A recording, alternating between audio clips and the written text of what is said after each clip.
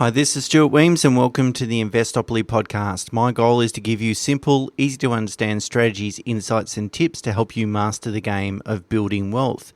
And in this episode, I'd like to talk about a question I received from a podcast listener a few months ago.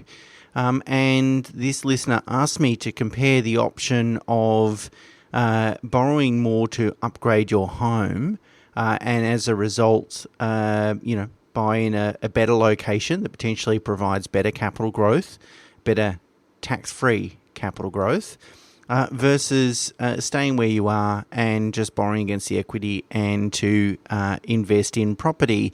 And the readers, or listeners I should say, hypothesis or observation was that the costs associated with investing in property, including things like land tax, seem to be ever rising, and perhaps avoiding some of those costs and investing per se in your home was going to be better, which is what I'm going to spend this podcast talking about.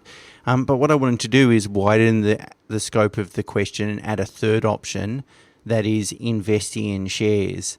So really 3 options: invest in your home, upgrade your home; 2, invest in property; and 3, invest in shares. Now, which I'm going to talk about in a second, I have reservations and significant concerns with taking a large lump sum of money and investing in the stock market in one go, in one hit, particularly if it's from borrowed funds. So I'm not advocating that approach, but as an independent financial advisory firm, it's really important for me to always provide a balanced view. And sometimes that means we're comparing options that are more academic options than practical ones, which I think is the case in this situation. But so I just wanted to provide that caveat to say, okay, I'm going to compare these 3 options, but they're not all practical options. Just again, so I'm being agnostic between property and shares, which I think if you have any experiences in financial services, is pretty rare. So the best way to compare the options is to financially model all of them and compare the outcomes over the longer term, which I've done over a 20-year period. One of the key underlying assumptions that we need to make in modelling these things is the interest rate assumption. And normally what I like to do when completing financial modelling is I will assume interest rates at 6.5%. Which is broadly the long-term median, particularly, if we kind of ignore maybe the recent history over the last couple of years. But arguably I realise that, that's less appropriate or applicable, particularly given central banks around the world are making their way to zero, or already at zero in terms of interest rates. And most of them, if not all of them, are undertaking some quantitative easing, which means that they'll probably wind back quantitative easing before they start thinking about raising interest rates.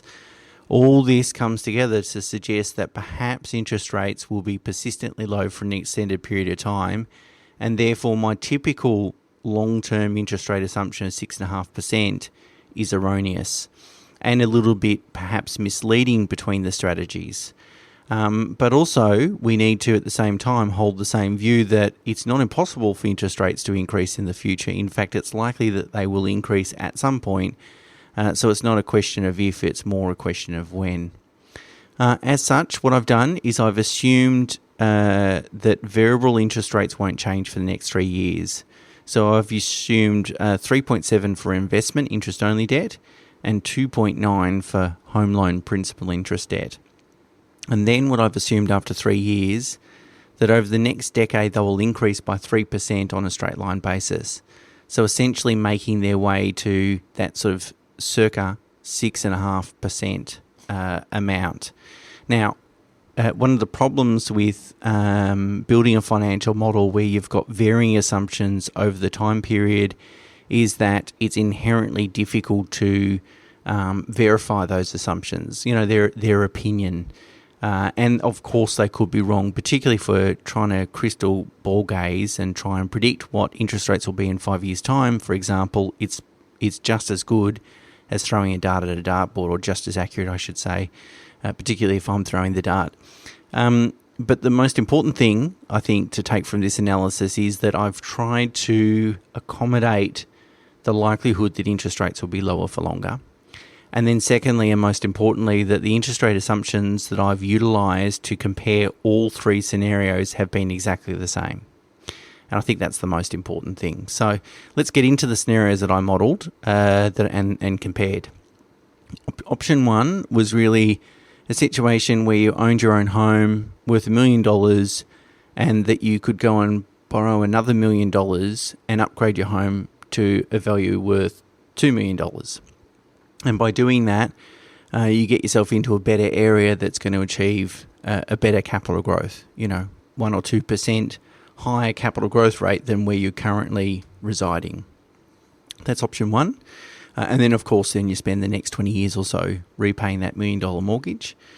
Option two is borrowing $1 million and investing in property. And I've assumed you generate a 2% rental yield, so pretty low, pretty conservative rental yield. That's before expenses.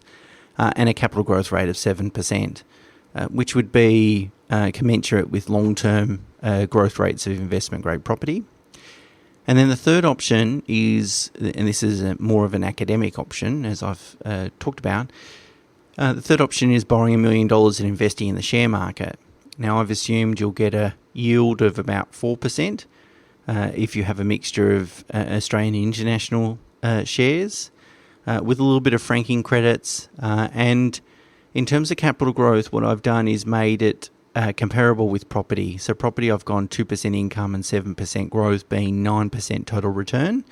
So if I'm assuming 4% income for shares, then I've got to assume 5% of growth for the shares to make sure that the total return is commensurate with property. Otherwise, we're going to distort the results.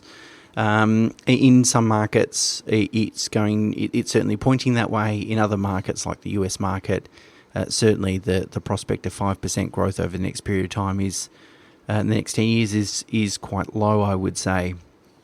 So I compared the three options, and essentially the investment and the share market option came out about the same. The investment property was marginally ahead of shares, which I was really surprised at because obviously with shares, the expenses associated with investing in the share market are very low. You don't have land tax, you don't have property management and maintenance and insurances and all these sorts of things.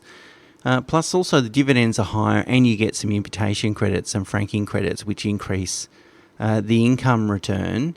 And so I would have intrinsically, I would have expected the share option to come to generate a better result than the investment property, but it didn't. The home upgrade scenario, however, was by far the best option. So to put some numbers around it, net worth in today's dollars in 20 years' time, the share option was about $3.5 million for both, and about $4.5 million for the home upgrade option. So substantially better off on a percentage terms to upgrade the home rather than invest in property or invest in shares.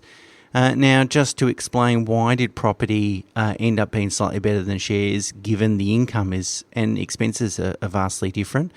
Well, it really just comes down to the fact that property provides most of its return in capital growth, which isn't taxed, or at least isn't taxed until you sell the property.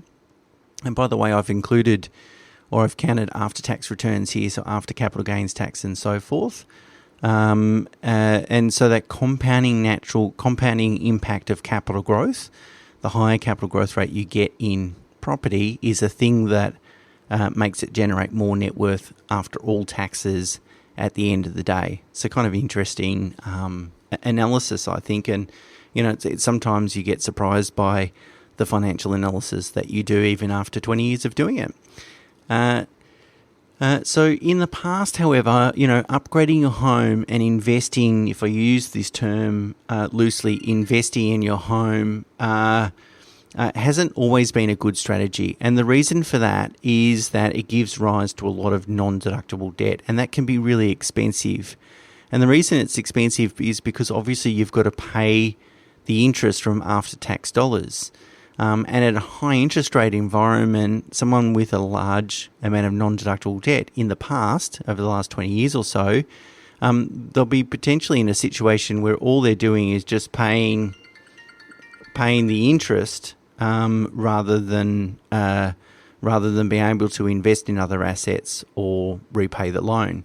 So, for example, if you have $1 million home loan and the interest rate is 7%, then the interest cost is $70,000 a year. Well, you need to earn $150,000 of pre-tax income to be able to just pay the $70,000 a year, and that's before you can make any loan repayments or invest in other assets.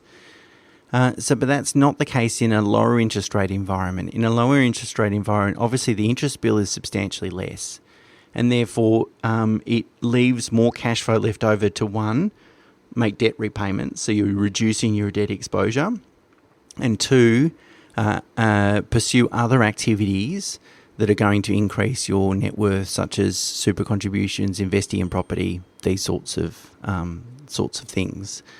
If we or if you share the view that interest rates are going to be lower for longer, that this potential opportunity of investing in your home starts to become financially more realistic than what it has done in the past. As I said, I would never recommend someone just go and dump $1 million in the share market tomorrow. To me, that just doesn't make a lot of sense. Instead, what I would do is I would break the money up into smaller tranches and invest it over a period of time, and that period of time could be a few years. And the benefit of that is it just spreads your time in risk. You know, the share market, in terms of volatility, has twice as much volatility than the property market does. So therefore, the possibility that you go and invest today, there's a possibility that your money's going to be worth a lot less tomorrow. That's a higher probability than what it is in the property market. Over the long run, returns are commensurate. In the short run, because of the volatility, the returns can be all over the place. So again, I'm not advocating going and borrowing $1 million against your equity and dumping it into the share market. It was more of an academic comparison. Of course, a word of warning, if this is your strategy, then upgrading your home or investing in your home won't necessarily help you fund retirement, unless obviously if you downsize one day. You know, you can't use your equity in your home to fund retirement, pay for living expenses and so forth. So it doesn't matter how much equity in your home you have, unless you, as I said, decide to downsize it. Now, I caution people building a strategy around downsizing their home and crystallising equity, unless it's really obvious and unless they can have some really strong opinions about where they'll end up and the type of property they're in and so forth. The reason I caution people about it is because downsizing your accommodation size doesn't always result in a large amount of cash left over. So that is, if you've grown up in an area, brought up kids in an area, you have roots and community connections, and you like the amenities in that location, but you've got this big family home and the kids are left home and it's too big for you both to live in, then it makes sense to downsize. But if you stay in the same area, maybe you sell your family home and go and buy a low-maintenance brand new townhouse, for example, that's well located. From a value perspective, you might find that you might not walk away with a lot of cash. And so if you don't walk away with a lot of cash, then it's really not going to help you fund retirement. So building a strategy around investing in your home and thereby one day downsizing, if that's all the strategy is reliant upon, be very careful with that. But if it's one component of a strategy, or if it's a plan B, plan C, then that can work really well. Obviously, one of the attractions to investing in property, so that is borrowing against your home equity, investing in property, is that it helps reduce your tax. And that's often referred to as negative gearing, and that's the reason. The reason for that is that the income that you receive from the property will be less than its expenses, which means it makes an income loss, and you can offset that loss against other income, such as your PAYG employment income, and therefore pay less tax. But we have to realise in a low interest rate environment, the negative gearing benefits are substantially less. In fact, they're not very material at the moment. I mean, if you think about the lowest 3-year fixed rate for investment is about 2.7%. And if you think about gross rental yields, they tend to range from, say, 2 to 4.5%. So it's possible if you're getting 4% rental income and only paying 2.7% in interest, that your property is going to be pretty close to neutral in terms of cash flow and therefore not providing you any tax benefits. Now, there's no problem with this. I'm not suggesting it's an issue, and nor I've always cautioned people against being attracted to investing in property primarily just to save tax. That's a nonsense. You're investing in property to build wealth.